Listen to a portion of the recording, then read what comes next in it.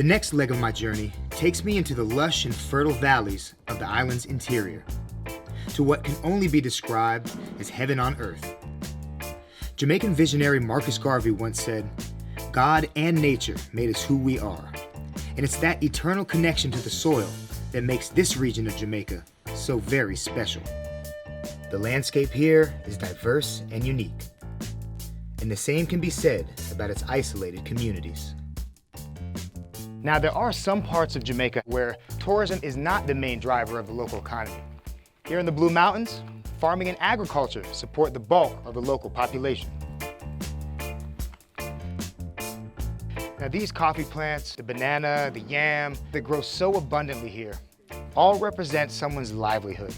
And when that supply chain is altered in any way, farmers and entrepreneurs alike struggle in kind. Since COVID, everything went up. I don't care if it have anything to do with COVID, but it just goes up. The 2 workers that I had working with me, I can't pay them anymore. Robert Williams has farmed these lands for decades, and he's seen it all, but he's never seen what's happened to his community throughout the pandemic. Yeah, COVID-19 has affected this neighborhood because people get separated. They're not tight as they used to be, you know what I'm saying? They, are like antisocial. And in a small, tight-knit village like this one, the community bond is extremely important. Although virus cases here are low, communities like these certainly feel the ripple effects the pandemic has caused.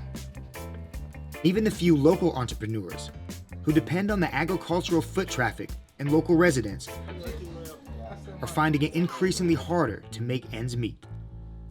You prepare the food waiting for people to come and get it on curfew time. Aymar is a local entrepreneur who is feeling the effects of living in these very different times.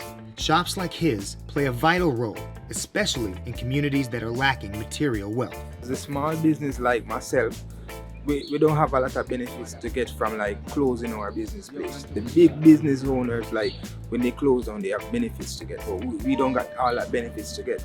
Although the government has made provisions for some small businesses, rural districts like these haven't seen enough support. From the Blue Mountains of Jamaica, I'm FITZ HENLEY.